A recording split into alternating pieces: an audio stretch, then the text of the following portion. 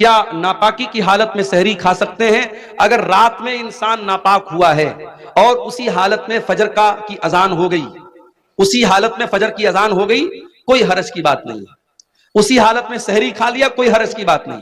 لیکن اگر ناپاک ہوا ہے اور فجر کی اذان ہو گئی تو جلدی سے جا کر کے غسل کر لے، فجر کی اذان ہو گئی، کوئی حرج کی بات نہیں ہے۔ اسی حالت میں سحری کھا لیا، کوئی حرج کی بات نہیں۔ لیکن اگر ناپاک ہوا ہے اور فجر کی اذان ہو گئی تو جلدی سے جا کر کے غسل کر لے تاکہ جماعت سے نماز پڑھے۔ اگر کوئی انسان ناپاکی کی حالت میں رہ جاتا ہے اور جان بوجھ کر کے فجر کی نماز چھوڑ دیتا ہے اور پھر صبح سو کر کے اٹھتا ہے 9 بجے 10 بجے اور پھر نہا دھو کے نماز پڑھتا ہے تو یہ غلط ہے اور یہ صحیح نہیں ہے۔ نماز کو ٹائم پر پڑھنا ہے۔ آپ کا روزہ صحیح ہو جائے گا اگر آپ ناپاکی کی حالت میں سحری کرتے ہیں، مگر جماعت سے نماز فرض ہے، اس کو انسان کو نہیں چھوڑنا چاہیے۔ اس لیے اگر کوئی جنابت کی حالت میں ہے تو جلدی سے غسل کر لے تاکہ جماعت سے نماز پڑھ سکے۔ کیا بنا سحری کھائے روزہ رکھ سکتے ہیں؟ بنا سحری کھائے نفل روزہ تو رکھ ہی سکتے ہیں۔ رمضان کا روزہ بھی رکھ سکتے ہیں، مگر ایک شرط ہے کہ رات میں آپ یہ نیت کر کے سوئے ہوں کہ ہاں مجھے کل صبح روزہ رکھنا ہے۔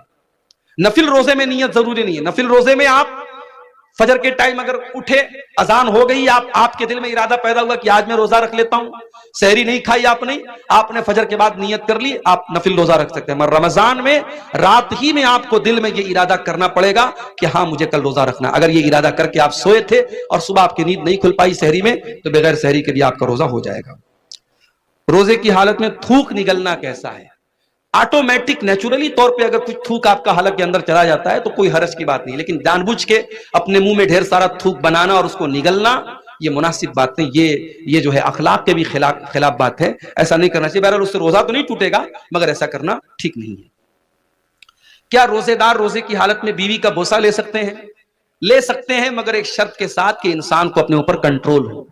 پتہ لگا کہ بیوی کا بوسہ لینے گیا اور ناپاک ہو گیا تو مسئلہ ہو جائے گا، پھر وہ ایک روزہ ہی نہیں جائے گا، اس کو 60 روزہ رکھنا پڑ جائے گا، یا 60 مسکینوں کو کھانا کھلانا پڑ جائے گا، یا لگاتار 2 مہینہ اس کو روزہ رکھنا پڑے گا، تو وہ بہت بھاری پڑ جائے گا۔ اس لیے جو انسان اپنے نفس پر کنٹرول کر سکتا ہے اس کو اس بات کی اجازت دی جا سکتی ہے، اس سے روزہ نہیں ٹوٹتا ہے، ٹھیک ہے۔ جو شخص کسی بیماری کی حالت میں روزہ نہ رکھ سکے تو اس کا کیا مسئلہ ہوگا؟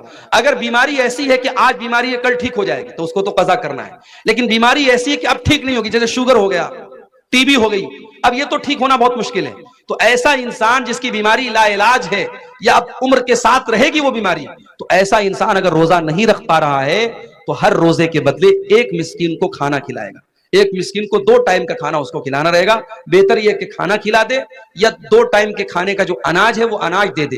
اگر اناج دینے میں بھی کوئی پرابلم ہے تب بہت مجبوری